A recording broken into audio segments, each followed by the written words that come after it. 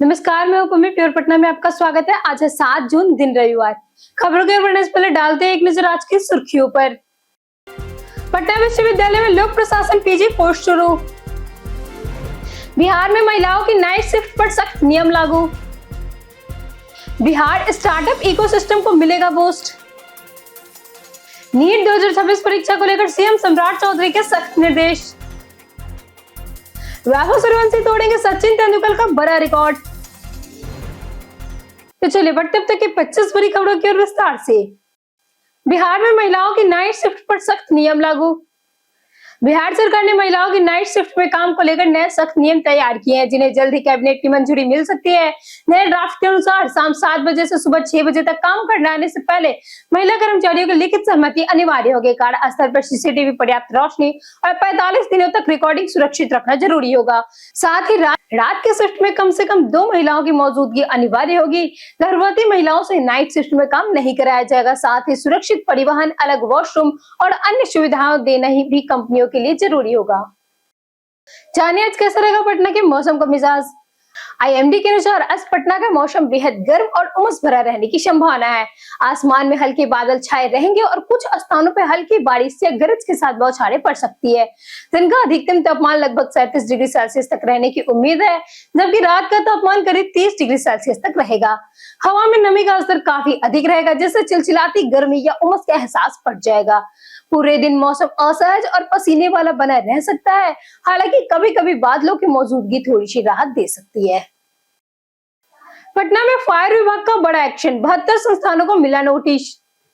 पटना में फायर विभाग ने अग्नि सुरक्षा मानकों का पालन नहीं करने वाले 72 संस्थानों को नोटिस जारी किया है। इनमें 32 अस्पताल और नर्सिंग होम तथा 40 होटल, गेस्ट हाउस और रेस्टोरेंट शामिल है। फोर्ड अस्पताल, होटल, पाटलिपुत्र और अन्य बड़े प्रतिष्ठान जांच के दायरे में है। विभाग ने सभी संस्थानों से जवाब मांगा और अनुपालन रिपोर्ट भी मांगी है। निर्धारित समय सीमा से संतोषजनक जवाब नहीं मिलने पर कानूनी कार्रवाई और सीलिंग की चेतावनी भी दी गई है। अधिकारियों ने कहा कि लोगों की सुरक्षा से कोई समझौता नहीं किया जाएगा। नीट 2026 परीक्षा को लेकर सीएम सम्राट चौधरी के सख्त निर्देश। मुख्यमंत्री सम्राट चौधरी ने 21 जून को आयोजित होने वाली नीट 2026 परीक्षा की तैयारी समीक्षा करते हुए अधिकारियों को परीक्षा के निष्पक्ष, पारदर्शी और कदाचार मुक्त संचालन के निर्देश दिए। उन्होंने कहा कि किसी प्रकार की लापरवाही बर्दाश्त नहीं की जाएगी और सभी मानकों का सख्ती से पालन सुनिश्चित किया जाए। परीक्षार्थियों के लिए बिहार राज्य की सभी सरकारी बसों में निःशुल्क यात्रा की व्यवस्था करने का निर्देश भी दिया गया। साथ ही सुरक्षा, प्रश्न पत्रों की गोपनीयता, परीक्षा केंद्रों की निगरानी, यातायात प्रबंधन और पेयजल, शौचालय, बिजली तथा चिकित्सा जैसी मूलभूत सुविधाओं की समुचित व्यवस्था सुनिश्चित करने को कहा गया। बिहार स्टार्टअप इकोसिस्टम को मिलेगी बूस्ट। बिहार उद्योग विभाग ने स्टार्टअप इकोसिस्टम को मजबूत करने के लिए रेलवे के साथ समझौता किया है। इस समझदारी से स्टार्टअप को मेंटरशिप, डिजिटल समाधान, वित्तीय प्रबंधन और नेटवर्किंग का लाभ मिलेगा। कार्यक्रम में जिला स्टार्टअप और औद्योगिक इकाइयों और बैंक संस्थानों के लिए उनके उत्कृष्ट प्रदर्शन के लिए सम्मानित किया गया। एआई कैपेसिटी बिल्डिंग कार्यशाला भी आयोजित हुई, जिसमें प्रशासनिक कार्य में एआई के उपयोग की जानकारी दी गई। बैठक में आयोजन की प्रगति, चुनौतियां और निवेश का माहौल चर्चा में रहा। सरकार का लक्ष्य युवाओं को उद्यमिता के लिए बेहतर अवसर और रोजगार सृजन हेतु सक्षम बनाना है। बिहटा बालूघाट चलान ऑफिस में हुई बड़ी लूट वारदात। बिहार के महुआर स्थित बालूघाट के चलान ऑफिस में देर रात 1 दर्जन से अधिक हथियार बंद नाकापोश बदमाशों ने धावा बोलकर 1,80,000 रुपए और 4 मोबाइल फोन लूट लिए। अपराधियों ने कर्मचारियों को बंधक बनाकर मारपीट की, जिसमें उमेश कुमार और नीलेश कुमार को घायल हो गए। उन्हें अस्पताल में तुरंत भर्ती कराया गया। वारदात के बाद पुलिस ने नाकाबंदी और छापेमारी शुरू की। डॉग स्क्वाड और फॉरेंसिक टीम ने मौके से साक्ष्य जुटाया। दानापुर डीएसपी 2 ने लूट की पुष्टि की, जबकि गोलीबारी की घटना से इनकार किया। वैभव सूर्यवंशी तोड़ेंगे सचिन तेंदुलकर का बड़ा रिकॉर्ड। वैभव सूर्यवंशी को आयरलैंड और इंग्लैंड दौरे के लिए भारतीय टी20 टीम में चुना गया और वह 15 साल 180 दिन की उम्र में डेब्यू कर सकते हैं, जिससे सचिन तेंदुलकर का 16 साल 205 दिन का रिकॉर्ड टूट जाएगा। आईपीएल 2026 में उन्होंने 776 रन और 237.30 के स्ट्राइक रेट से और शानदार प्रदर्शन किया।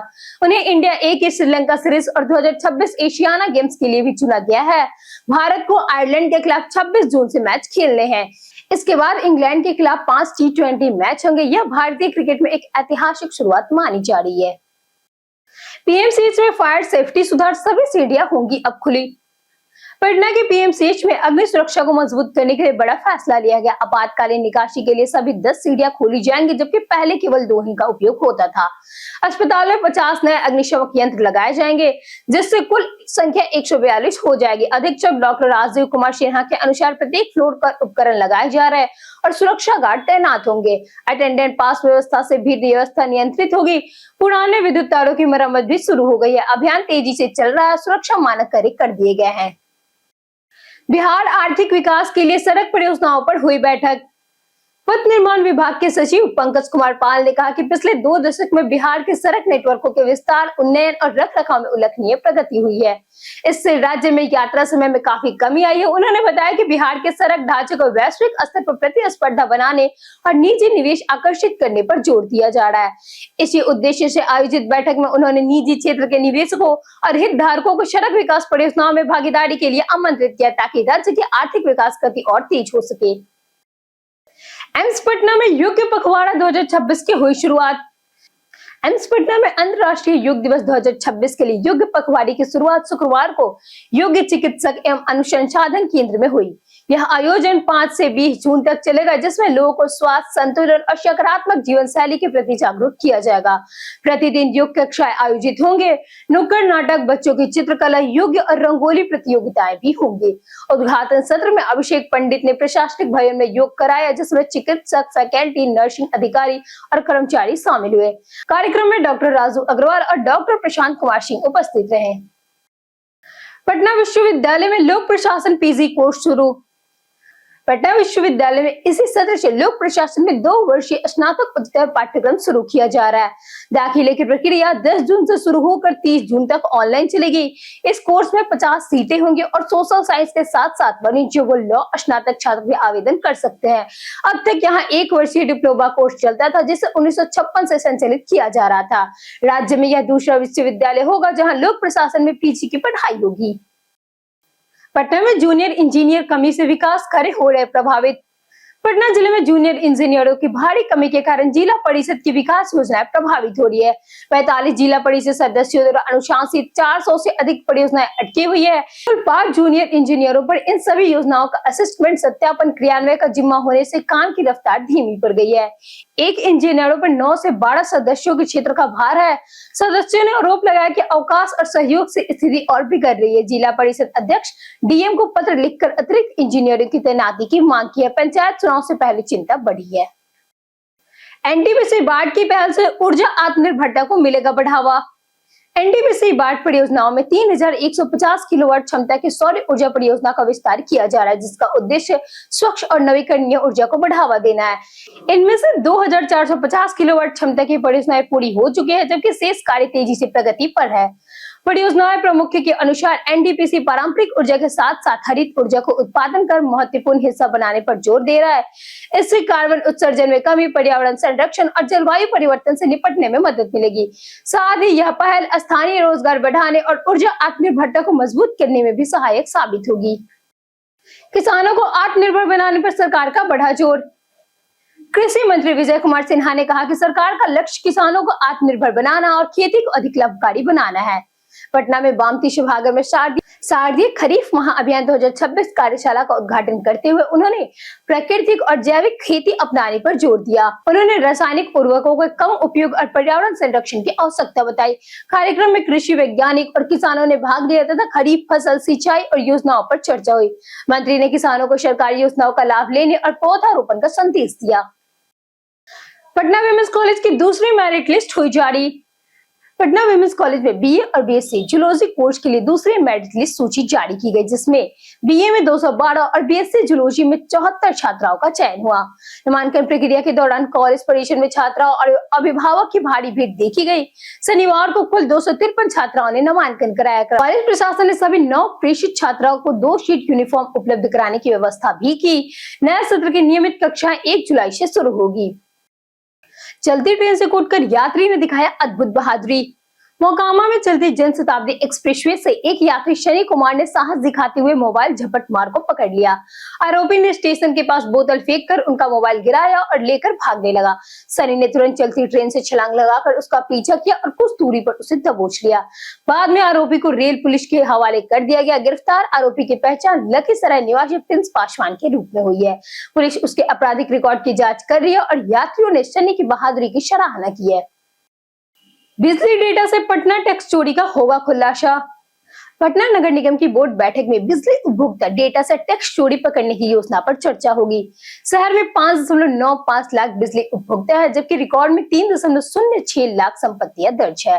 करीब 1,84,000 भवन टैक्स दायरे से बाहर है। वित्त वर्ष 2026-27 में 200 करोड़ रुपए टैक्स वसूली का लक्ष्य है। 11 से अधिक प्रस्तावों पर निर्णय होगा, जिनमें वर्दी, पेयजल, बोरिंग और पीएम एकता मॉल शामिल है। प्रॉपर्टी टैक्स वसूली निजी एजेंसी को देने का प्रस्ताव भी रखा गया है। पटना एम्स अधिकारी छेड़छाड़ केस में हुआ गिरफ्तार। पटना एम्स की कनीय प्रशासनिक अधिकारी अश्विनी कुमार सिंह को एक महिला कर्मी और उनकी नाबालिग बेटी से 2 साल तक कथित छेड़छाड़ के आरोप में गिरफ्तार किया गया। महिला ने बताया कि सर्जरी के बाद आरोपी से पहचान है, जिसके बाद वह लगातार परेशान करने लगा और नौकरी से निकलने की धमकी भी दी। डर के कारण वो लंबे समय तक चुप रही। बाद में 21 फरवरी 2026 को शिकायत दी गई। एम्स के 6 सदस्यीय जांच समिति ने आरोप सही पाया, जिसके बाद फुलवारिया शरीफ थाना में केस दर्ज कर गिरफ्तारी हुई। फतुहा में 15 जून से चलेगा अतिक्रमण हटाओ अभियान। फतुहा नगर परिषद की बैठक में अतिक्रमण, प्रदूषण और गंदगी पर गंभीर चर्चा हुई। मुख्य पार्षद रूपा कुमारी की अध्यक्षता में पार्षद ने यातायात व्यवस्था और अवैध कब्जों पर चिंता जताई। 15 जून से अतिक्रमण हटाओ अभियान चलाने और जागरूकता कार्यक्रम शुरू करने का निर्णय लिया गया। बिना ढके बालू ढोने वाले वाहनों पर भी जुर्माना और जब्ती होगी। निर्माण स्थलों पर ग्रीन पर्दा अनिवार्य होगा। प्लास्टिक प्रतिबंध, सफाई अभियान और वृक्षारोपण को बढ़ावा दिया जाएगा। प्रशासन ने सख्ती का आश्वासन दिया, साथ ही जागरूकता अभियान भी चलाया जाएगा। 78 वर्षीय महिला से डिजिटल ठगी का हुआ बड़ा खुलासा। पटना साइबर थाना पुलिस ने 78 वर्षीय महिला ज्योति वर्मा से 2.66 करोड़ रुपए की डिजिटल अरेस्ट ठगी करने वाले आरोपी शुभम राय को कोलकाता हुगली से गिरफ्तार किया। आरोपी ने खुद को सीबीआई अधिकारी बताकर मनी लॉन्ड्रिंग केस का डर दिखाया, फर्जी वारंट भेजकर और व्हाट्सएप कॉल से पीड़ित को कई दिनों तक घर में डिजिटल अरेस्ट रखा। जांच 2 सालों तक चली। पीड़ित से आरटीजीएस और चेक के जरिए पैसे अलग अलग खातों में ट्रांसफर कराया गया। पुलिस अगले अन्य आरोपियों की तलाश में जुटी हुई है।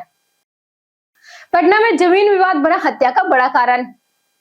पटना जिले में जमीन विवाद हत्या का प्रमुख कारण बनता जा रहा है। पिछले 5 वर्षों में 2021 से 2025 में दर्ज 1251 हत्याओं में से 417 मामले भूमि विवाद में जुड़े पाए गए, जिसमें लगातार वृद्धि दर्ज हुई है।